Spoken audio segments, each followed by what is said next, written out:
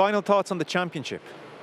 How will we remember the 2024 Guinness Six Nations outside of Ireland and their win? Italy, I think, will be one of the big talking points of this Six Nations. And we're talking about Ireland and the future for Ireland, and I'm getting excited about that. But if Italy can continue to push and continue to be competitive and just create this something special going on in that team, the whole championship gets better. Is there something special, or have certain teams just massively dropped? A little bit of both. Wales certainly aren't themselves. Scotland probably have been themselves right up until that, but sure, isn't that the most Scottish thing ever, being England 1 week and then go to Italy and you kind of undermine that. 100%. But yeah, brilliant to see Italy. Absolutely brilliant. For the sake of the championship, it just creates a far more competitive environment. In terms of Ireland, it was job done. It's another Six Nations. It wasn't perfect. A lot of guys learned, and I think will step up, and they'll probably grow from that. So I think we're in pretty good shape from an Irish perspective, and hopefully Six Nations. Italy have probably saved the blushes. If England, Wales, and probably Scotland to an extent had their way, the Six Nations probably wouldn't have been the spectacle that it was. Italy and Ireland probably saved it. And a strong Italy side is really useful to the Six Nations. And listen, I don't know quite where they are, but I know they will be better for having won these games and drawn against France.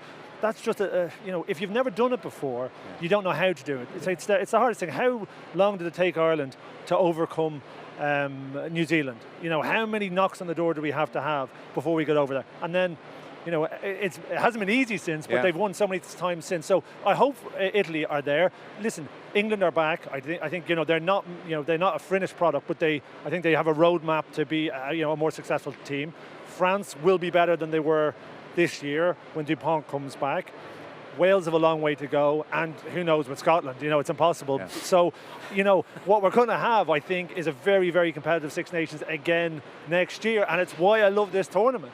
It's not the same team wins this every year, no matter. Ireland had a hugely successful period, but almost every week you think any team can win. Can happen. It has felt, Matt, and you've mentioned this before in our chats over the last couple of weeks, it's felt very much like an immediate post-World Cup Six Nations. A lot in flux, the teams Shane mentioned in particular. Yeah, I think if you look back on history, the Six Nations post-World Cups is really difficult, and sometimes is a flatter Six Nations because you've got the World Cup and literally 6 weeks later you're in it. Yeah. The South, they're not playing really till June, July. So they go back and play club. Some of them have holidays, they get a break, they come back and they build up into it. So I can see a lot of the hangover. I think especially France. I think we can 100% put that down, that psychologically they were damaged from what they did and they'll have to rebuild. No Dupont, as we've pointed out before. But this is historically not the first time we've seen it. But I think the Six Nations is so wonderful that we've got Italy firing at last since maybe Dominguez was playing maybe 20 years ago, and I think that is a really healthy thing. And we've got competition. And that's what you want. Everywhere you want competition. Yes. And no gimmies. And there's no gimme, and that proved it tonight. England proved it last week, and that makes the competition exciting. So even, Rob, if the standard, as has been said, isn't absolute A+++, there's still that wonderful sense of unpredictability, which this tournament always has as its MO in many ways. Yeah, it always does. And, I think, you're right. The quality of rugby that was played in this year's Six Nations is not where it's been for the last few years, I don't think. Any team can turn each other over on a given day. Brilliant. That's what we love about the Six Nations, that any team can win a game. I think from an Irish perspective, it will be remembered as the Grand Slam that we let slip. Oh, well, don't say that.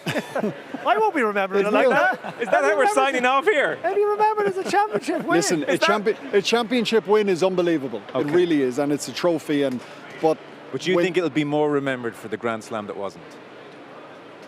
Well, you just said it, so you can't back out now. I think from a player's perspective, this was one. This was such a golden opportunity, and this is where this team who want to be considered the best team in the world, that's where their head has to be at. No, it's okay. I mean, it quite possibly will. And if you to back up what Robbie's saying, I think it's a wrong thing, but I agree. Kieran Fitzgerald, Fitzy, if you're watching out there, and his great team from the '80s, people say that about them, and I think it's really unfair. Sure. Because that 1980s team that won, I think they won 3 championships then. Yeah, but they're still an amazing team. Amazing side. A great team. That's what I'm saying. I think it's really unfair that people say that. but sometimes they do. And I don't think that 80s team gets anywhere near the recognition they did because they didn't win the Grand Slam. And I think that's wrong. But I'm not supporting that idea. I think it's wrong. You know, but I do think, like, we just saw all the faces, right? We saw the faces, we saw the kids running around.